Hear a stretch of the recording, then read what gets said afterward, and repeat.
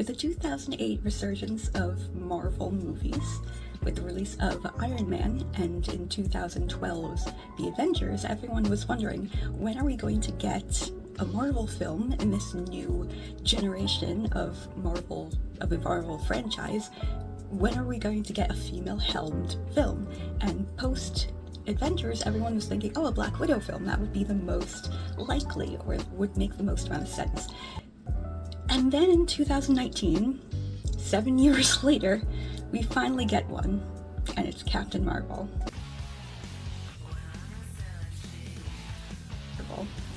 So how was Captain Marvel initially received?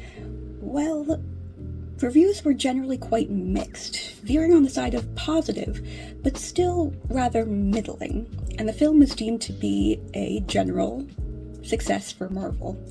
However, most reviewers, especially those online, had a penchant to describe some of the negative attributes of the film, which is completely okay, and completely viable, since that's their job. However, many people then came after those reviewers and responded to any negative criticism levied against the film as being demonstrative of patriarchy and sexism. Considering the film was female-helmed and directed by a woman, people had that kind of tendency or propensity to deem that any of the criticism was not levied in good faith, that their criticisms were unfair and unfairly posted against this film that wouldn't have been there had the film been helmed by a man. So that created this truculent discourse surrounding the film, from one side of the fandom saying, hey, this is a female-helmed film, it's great, it's wonderful, it's everything and more that we've ever wanted. If you criticize it, therefore you're being sexist. And the other side, either A, you had individuals who were legitimately sexist, drawing attention to certain aspects of the film and saying it's unrealistic, or talking about Brie Larson and just the characterization as being negative without pointing to anything legitimate. But there were also reviewers too who had many criticisms that were viable and were defensible, but they were getting looped in with the very demonstrably sexist voices that were criticizing this film. And so the reaction on the part of women and feminists and other defenders were more vociferous because of that. So the conversation was very hijacked by people on kind of either side of that spectrum saying you're sexist if you hate it, or you're the crazy feminist who likes this mediocre film and finds it defensible, despite the fact that there are numerous legitimate issues. So people, of course, everything's a spectrum, people fall all the way across that line, but I don't think just because it is a film targeted and marketed towards women that means that it cannot be criticized, that a film that has a kind of political or sociological tint to it, or if it's pandering to a specific demographic, that does not immediately make the film untouchable in a sense, or free from legitimate scrutiny and discussion. But at the same time, there are elements of the film which are demonstrative of the female experience that many male reviewers just could not perceive of. And some of them did have a legitimate bias against the portrayal of what females actually contend with in patriarchal society. So the film representing that elicited that kind of negative reaction. So there was veracity to those people saying, your biases are influencing your perception of the film. So my intention with this essay is to go through just some of the elements of the film and to view it from a feminist sort of perspective, because I do think this film has legitimate issues just from a film perspective. From a critical standpoint, there are numerous elements that I think are legitimate about the criticisms concerning her characterization and the general structure and execution of the plot. But I also think, as a woman myself, that there were elements to the inclusion of feminist talking points and the female experience that I think could have been conveyed better. I think there are some moments where it did feel like it was pandering, where it wasn't as subtle and it felt obvious. So let's get into some of those features. We are going to discuss specifically her capricious personality, her supposed variability from being cold and stoic to being very funny and very facetious and very dry-witted, as well as the aberrant plot structure, which deviated from the superhero archetype that people expect from a Marvel film, and the depiction of the female experience, told through both explicit and allegorical language. We will talk about whether these decisions, I think, are either beneficial to the creation of a great film that explores and depicts the complex life of a woman in society, or if some of the elements actually push too far and alienate some men, as well as paradoxically make their message weaker, dilute the message as a result of the intensity and the overt nature of its moralizing, which in turn leads to male reviewers and other men not taking the film as seriously as they should, because they're so aware of the messaging that they feel like the film is talking down to them and being too overt, and therefore pandering to a female audience. It's trying too hard to promote or promulgate a feminist perspective that it in turn sounds too obvious, and that in its obvious and overt nature, the message of the film is consequently corroded, and people don't take it as seriously and see it as the obvious ploy to get females and feminists to watch it that it seems to be. Okay, so let's start with talking about the plot structure, because I believe that the plot structure was intentionally designed to be deviating or aberrant from the typical plot structure that we've seen prior to that in superhero film. Essentially, the archetype goes: an individual, a normal guy, gets somehow imbued with powers or recognizes that he has powers, deals with it, contends with it, tries his best to learn and gain dexterity with the use and implementation of those powers as some villain or problem in society arises. He fails to save anyone or anything, perhaps losing someone important in his life, then recognizes their own moral failings or their own personal failings, which is manifesting as their inability to physically control or harness their powers effectively.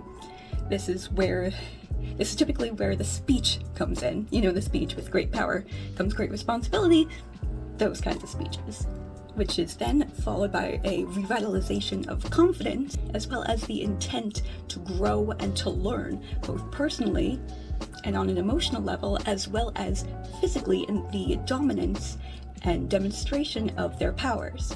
And then we get the final confrontation with the villain, the conflict, and their inner self, which is then resolved.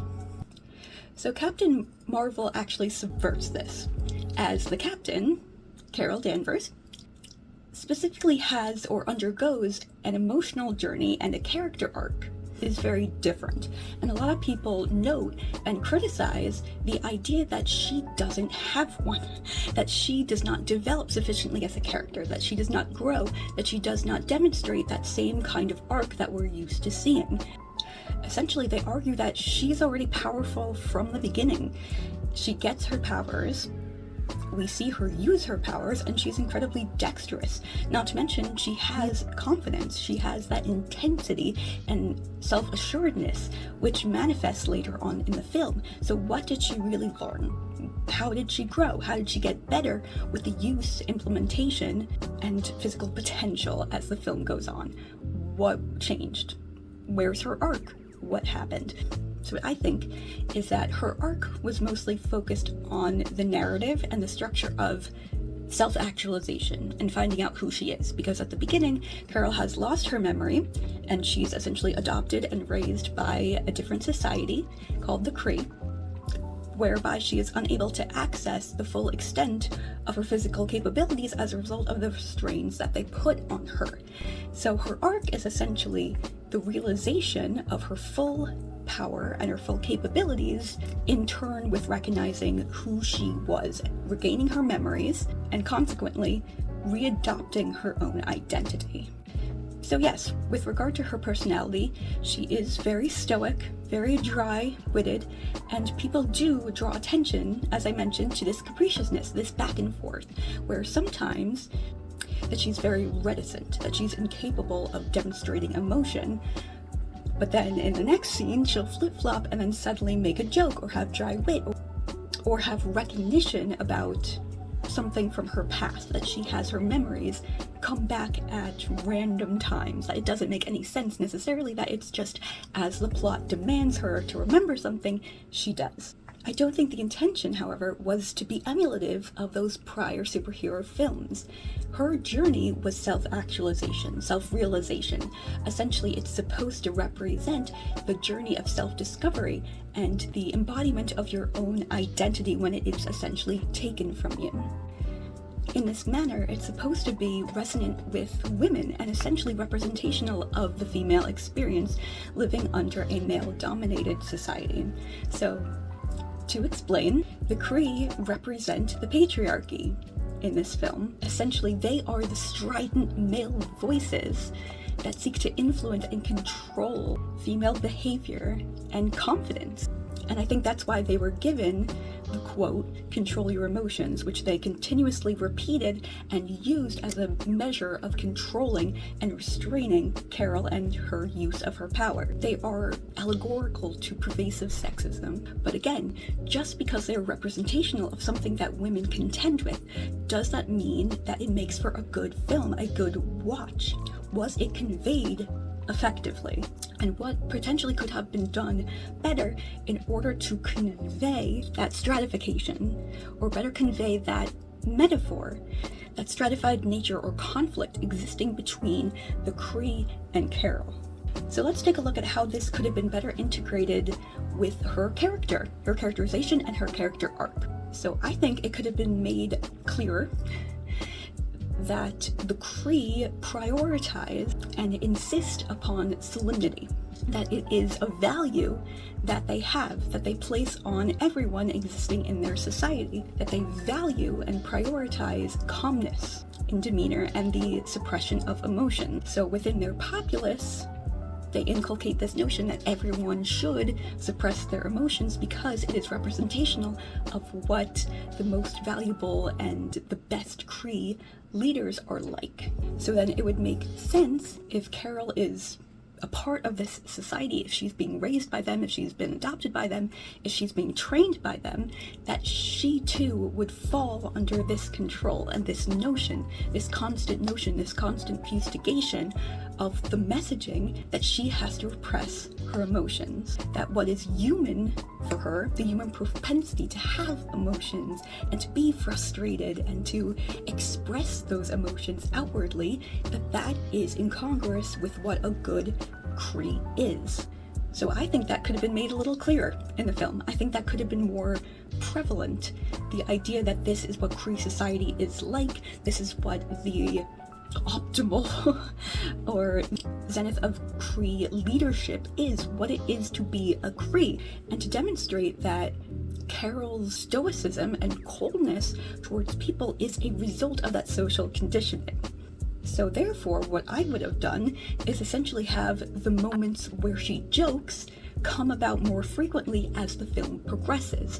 That as she has more and more memories, as she remembers what it's like to be human, that's congruent with her remembering her humanity and her emotions. So as she jokes, as she finds levity in her life, it's a result of remembering her past. I think there could have been more consistency with that she starts out more stoic, more cold and closed off, and as the film progresses, her natural sense of humor comes back. But that's not really the case, and that's not necessarily what we see. We see this kind of capricious back and forth between what she remembers, what she doesn't, when she's funny and when she's not. There's no cohesion to that, there's no consistency. But I think if they wanted to make the film a little stronger, if they wanted to have the message of social conditioning integrated into the plot and the character structure, they could have had Carol regain her humanity as the film goes on. So how does this relate to women and to social stratification and to the existence of the patriarchy and all of that jazz? So I think this could be an excellent discussion. I think the Kree's treatment of emotion in general and of Carol and her human propensities could be then allegorical to how society perceives of emotions in our own lives, that certain emotions are associated with being a woman, being feminine. They are consequently reviled in their presentation regardless of the individual who presents them. If it's a woman, she's not taken seriously, she's not given credence, she's not assumed to be intelligent in any capacity, she's too feminine, she's too womanly, and if it's presented in a man, it's emasculating. But these are just human traits and human behaviors that should not be considered lesser than the masculine, than what has arbitrarily been deemed masculine. So again, I think this could have been better integrated into the film. I think they could have made it clear that the Kree maybe revile or demean these kinds of emotions in her. That there could have been more scenes where Carol demonstrates humanity and care and love and support of her fellow Kree, and this could be continuously demeaned and regarded as demonstrations of being lesser. And she could be continuously berated for those demonstrations by a society that devalues and undervalues displays of emotion, which correlates to our own society's devaluation of femininity and anything concomitant with being a woman. So in addition to having instances where Carol is maybe criticized or feels literally alienated from her society with the Kree as a result of being human and having human emotions and caring and being frustrated or crying or things like that, I think this demonstration and discussion of the devaluation of femininity would actually be demonstrably more subtle and better integrated into the film itself, which would make it less obvious if it's showcased within both the actions, behaviors, and speech of the Kree.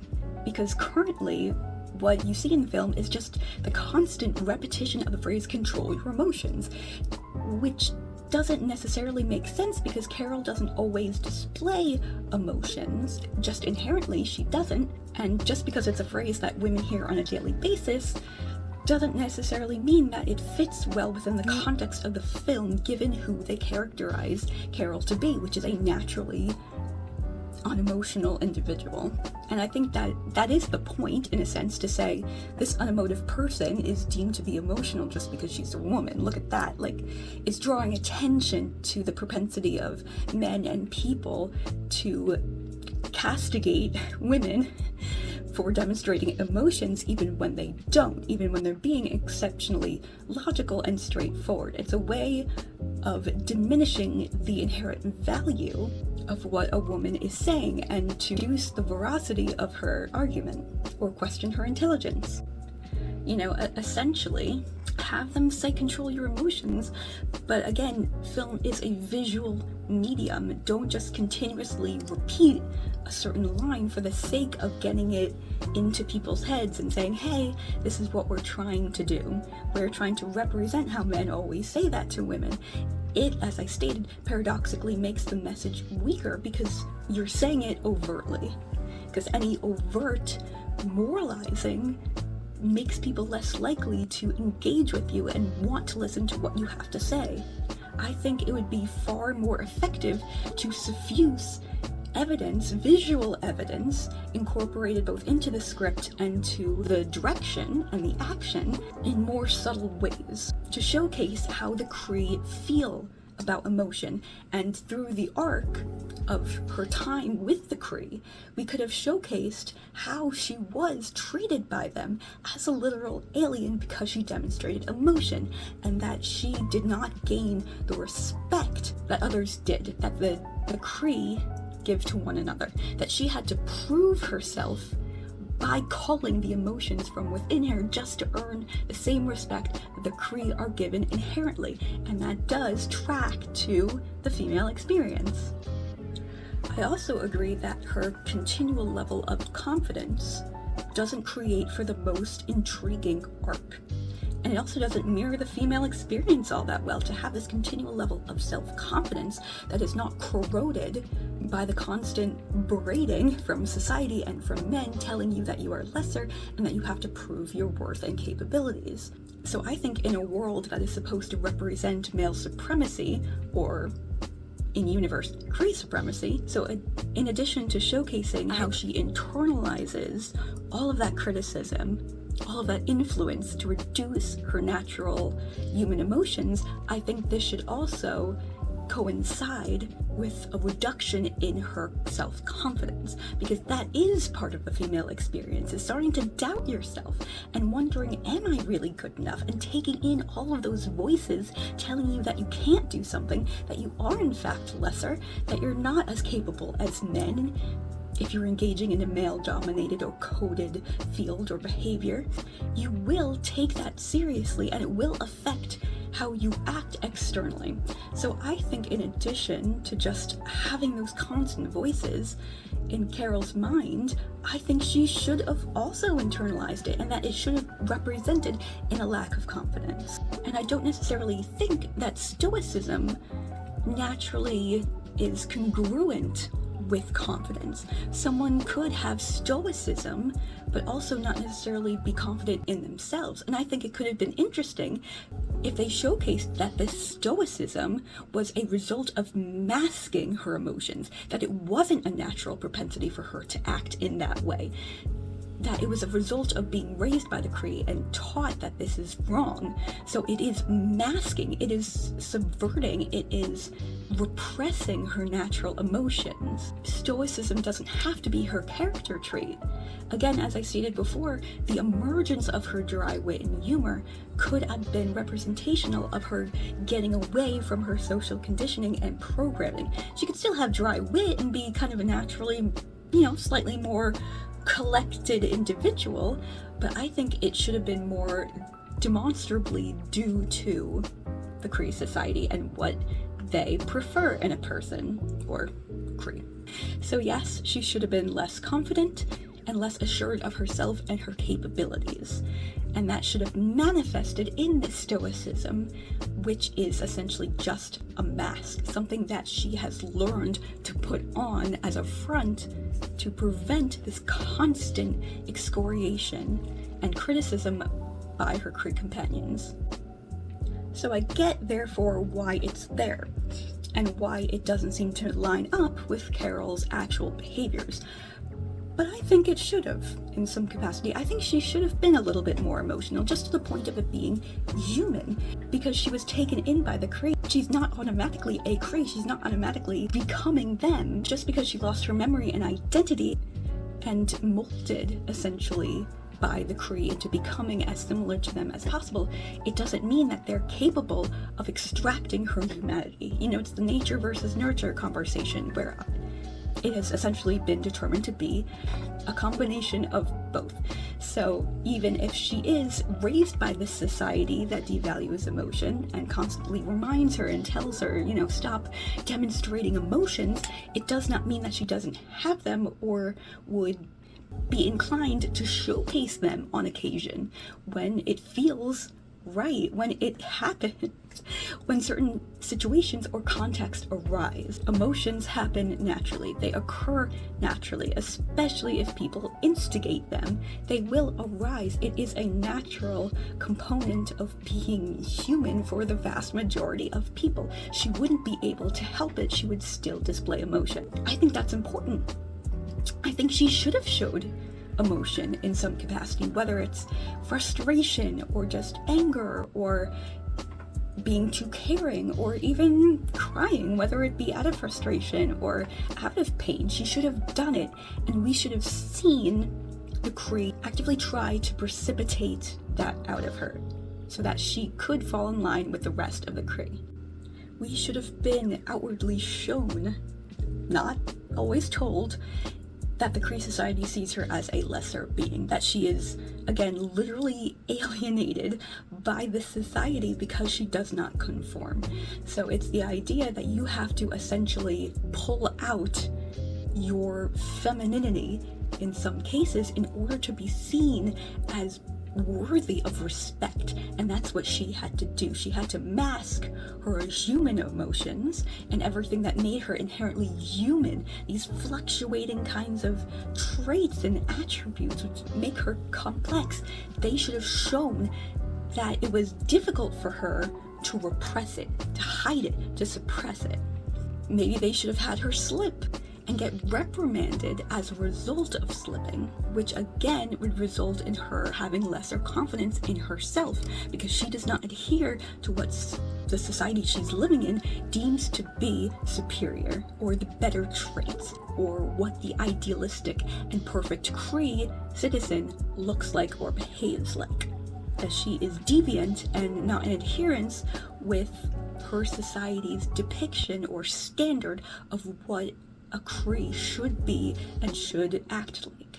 So the physical restraints that they put on her are of course metaphorical in that sense, the way that they control her and limit her powers. That's completely fine, that plot element. I think it works in that sense, but again, I would wrap it around the context of having a more of a mental and emotional control over her as well, that it doesn't just manifest as limiting her powers, but it also gets to her mentally and makes her think that this is for her own good, that she internalizes it, that she perceives of it as, okay, I am lesser, I'm not capable, I wouldn't be able to control myself or my powers because I do have these rampant human emotions or thoughts, that I am not as good as these Kree, that these Kree can do all this stuff, but they can control it. So it should have been inculcated into her mind continuously that she deserves this. So the moment where she breaks free. You're right. I'm only human. Or she stands up. It's not as momentous as it should have been, right? Like, it should have represented how women get up and how we, despite being continually repressed or put down for who we are, for our demonstration of femininity or emotions, how we continuously rise up and surmount those difficulties or those barriers that are in place to our ascension. However, I don't think it was the right idea to show her memories as a young girl and growing up in a patriarchal and sexist society back on Earth, because we don't really see that. If the whole film was supposed to be metaphorical for how people in our society treat and perceive of women, I think they should have stuck to the Kree, and her memories should have been her memories of dealing with the Kree and how their treatment of her was inaccurate, that it was not representational of who she actually was, because that is where the conflict lies, right? That is the internal conflict, is that the Kree told her that she was less capable, that she needed to control herself and control her emotions. That should have corroded away her confidence, and that should have been the hinge point. The catalyst for her change would be the recognition that that was wrong. Because when she's standing up, she's not necessarily standing up to sexism. I mean, she is, but it's supposed to be on the metaphorical level. She's supposed to be standing up to the Kree and the Kree's mentality and what they imparted upon her about who she is and what she's capable of. So in that moment, switching back to Earth, which we haven't really seen that many instances of sexism be represented on Earth, there are examples of it, which is fine. Some of it, again, might be a little overt. You know, the example with the motorcyclist telling her to smile, it's very overt, but as a single instance, it's not that bad, and also has some humor wrapped around it, so it's not really the worst example possible. But I do think it should have focused more on the Kree, because if the Kree are already supposed to be demonstrative and representational of patriarchy, more so than her experiences on Earth, which we haven't really seen. We haven't seen her youth. We didn't see her grow up in that society. We did not see how society shaped her youth and told her from a young girl that she couldn't do something. That's something that we're not familiar with. We are on a personal level outside of the confines of the universe of the film, but we didn't see it in universe. So how are we supposed to connect with her when we don't know what she actually experienced in the universe as a result of growing up as a woman on this Earth, on this version of Earth? But we are aware of how the Kree treated her. So I think it could have been much stronger and much less overt and less problematic to those male reviewers if they had shown kind of a compilation of some of the instances in which the Kree told her that she was lesser, or to control her emotions, or that she was less capable, or that this was for her own good. And then surmounting that would make more sense as a character arc, because this is what she experienced most recently, and this is what she has to contend with, both in the moment, physically and emotionally, in order to have access to her powers. So it is more emotionally and physically tied to her experience. Her physical restraints, the way in which the Kree have controlled her physically and mentally, is what she's dealing with. That's what she has to surmount in order to gain access to her powers. So in that moment, why is remembering her past as a little girl going to do that, going to lead to the recognition that the Kree are representational of that same patriarchy that she had to surmount on Earth? There's less of a correlation there. It's not as powerful as if we were to see more examples of that Kree subtlety, of that Kree controlling nature, and the subtlety of their conceptualization of humans and human emotions as being lesser. So Carol finally standing up would make more sense if she did that, and her walking towards the Kree leader would make more sense if she finally has that moment of realization that what the Kree had taught her was wrong, that emotions are valuable, that being a human is valuable, and that she can control her powers, because she does have confidence in herself and she knows that she could do it, and this isn't going to be damaging to herself because she now has trust in herself, that she realizes the falsity of what they were telling her, that what they were constantly trying to berate her was purposeful to keep her down, because they know that if she had access to her true capabilities and thoughts and emotional dexterity and complexity, that she would then surmount them, that they could not therefore control her. So it's that realization, but in context it all has to do with the Kree, not necessarily with humanity. So I think it would be stronger if we just focused on the Kree and their treatment of her, because it is entirely metaphorical for what women contend with. But you don't have to say that overtly. We will know that her standing up against the Kree's control and continual repressive efforts is correlative to her standing up against patriarchal power structures which do the same thing. So it would be a way of conveying what women contend with and what women feel like without having to say it. And I think that's the biggest issue with this film. It just tells and does not show.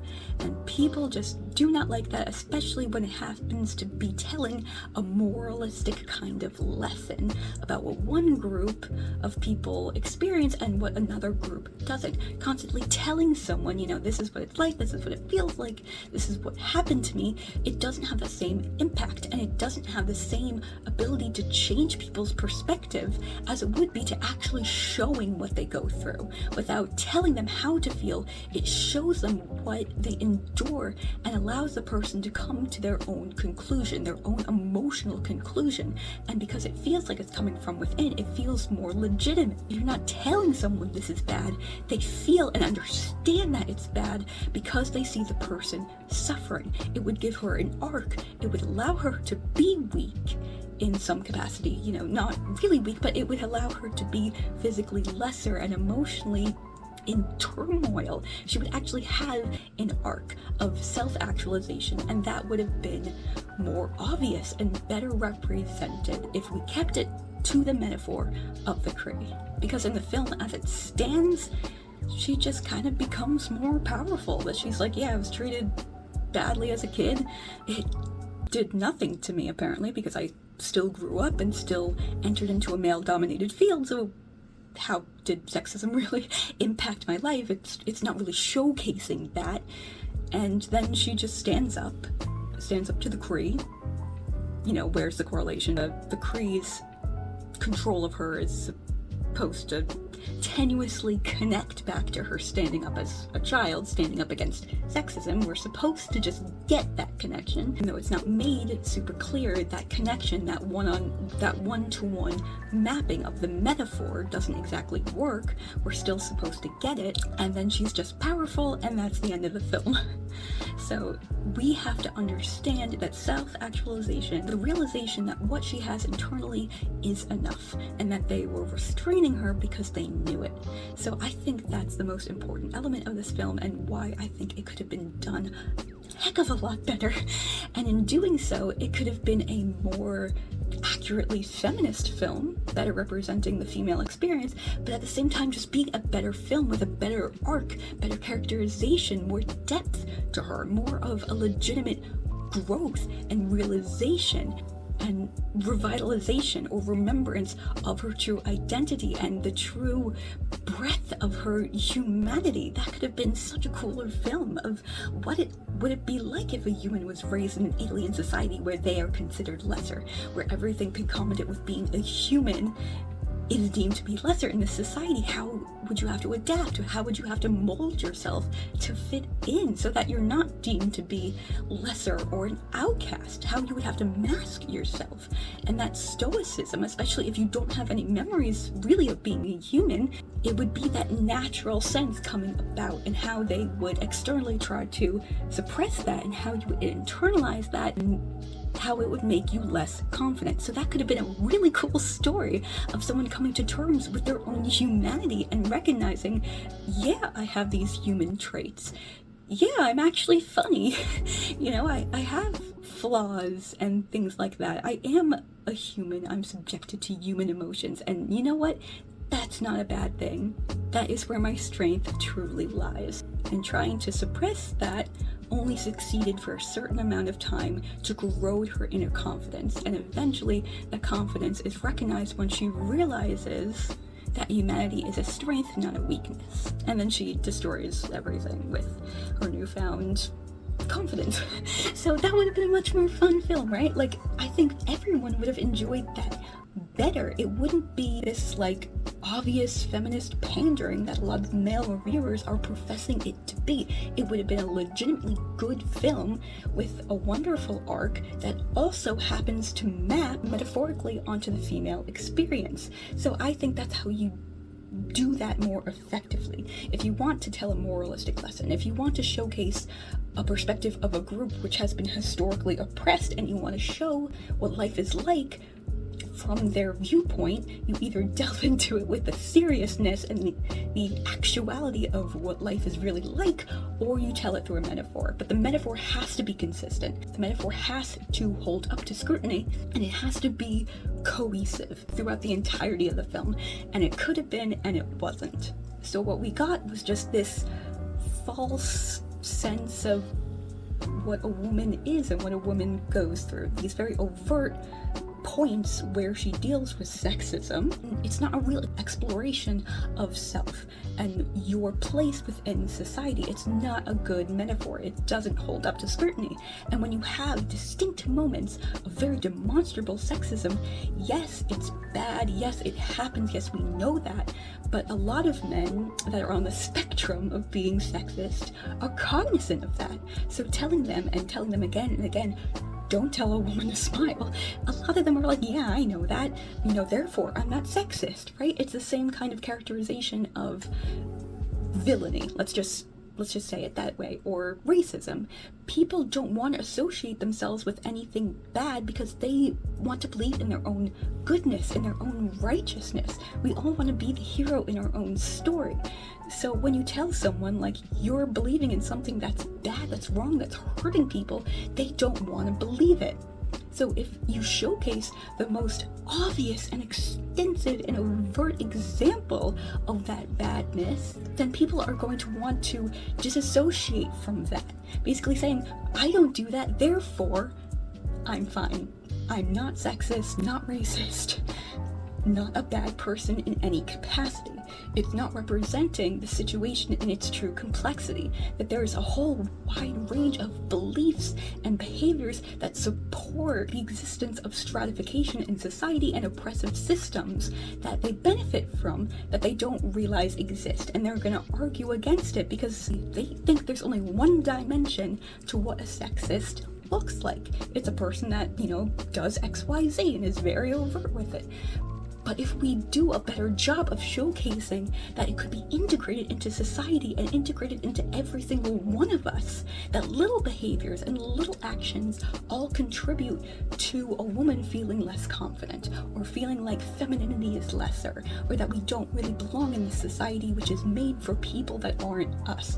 And I think they could have done a great job of that if they mapped it onto the Kree, to showcase that the Kree have supremacy, that the Kree are deemed to be the standard of what that society should be, and she is an outcast. By showcasing that, you are showing how it feels to be a woman. You're not telling us. And I think that's just so much more effective, and it could be a good film at the same time. Everyone wins. So yeah, let's continue the discussion in the comments if you'd like. And thank you for watching. Appreciate it, and I'll see you next time.